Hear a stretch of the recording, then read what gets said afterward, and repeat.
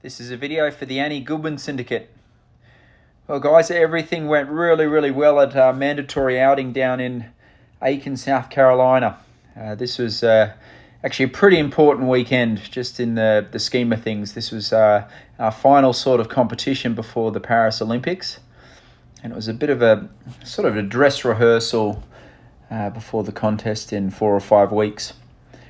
It was very hot. By saying that, the horses definitely did need a run. And from what I understand, it's going to be pretty hot in Paris. So I tried to look at the positives or the benefits of being down there, and it was a good competition. It was hot and steamy, but again, we've got to get used to these competitions. And I sort of adjusted my warm-up a little bit for Bruno. I gave him a little bit less work just because it was so humid to prepare him for the dressage, and it worked well. He's very confident and comfortable in the ring, and he went in and did a good dressage. It still wasn't the best of the work we could do, but it's definitely getting there.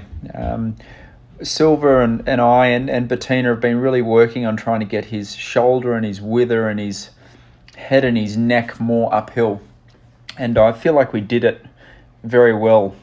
The judges at the Olympics really want to see the ears, the highest point, and the sort of the nose out a bit, which Bruno, physically finds hard.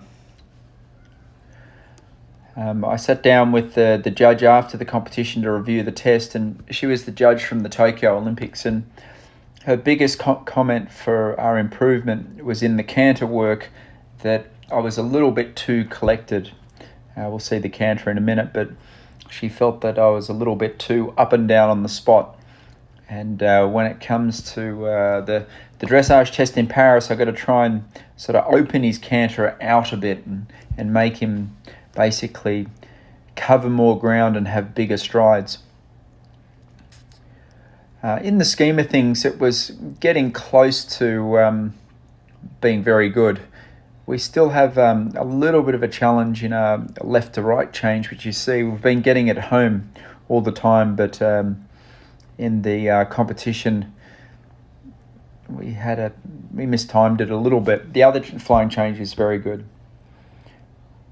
So if you see there the canter, she just thinks it's a little bit sort of choppy, and if there was a way of sort of going for a bit of a bigger canter. Anyway, we had dressage in the morning and then show jumping at lunchtime, and then the following morning was a cross country. And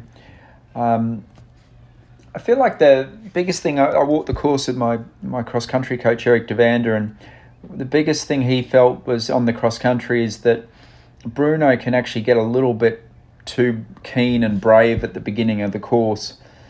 So the first 5 or 6 fences on the cross country, we really tried to just steady him up a little bit to the fences, with the idea that it would have wasted a fair bit of time this weekend, but come the cross-country day in Paris, we want to... It's very hard to go very fast if the horse is out of control or sort of dragging you to the fence, and trying to have Bruno in a place where he's a little bit calm and relaxed and waiting for his fences will hopefully be a benefit.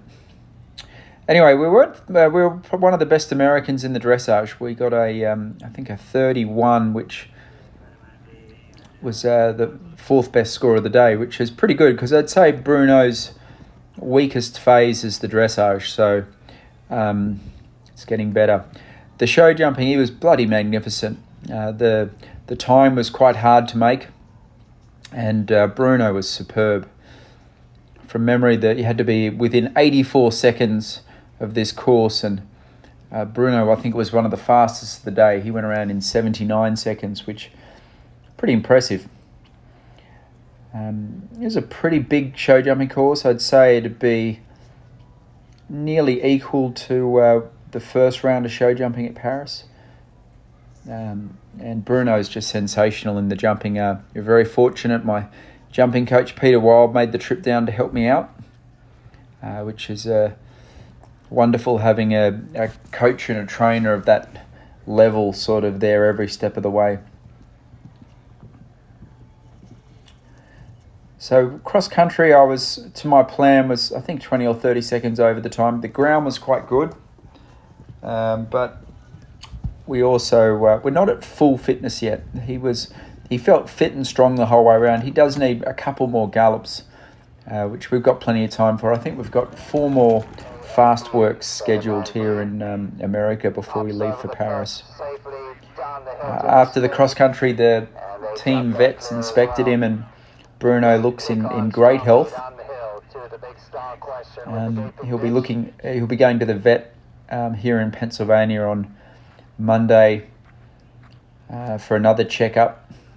But at the moment, he looks very sound. I think we're going to be doing a few therapies to see if we can unlock his back, and his neck gets a little bit stiff, but his limbs are very good. It's more a question of trying to improve him a little bit for the dressage. So I'll give him an easy couple of days here in Pennsylvania. Probably give him a good gallop on Thursday or Friday. The following week, I think we'll jump a meter 35 show jumping class at Princeton, New Jersey. And then I feel like we're traveling to Europe on about July 16th.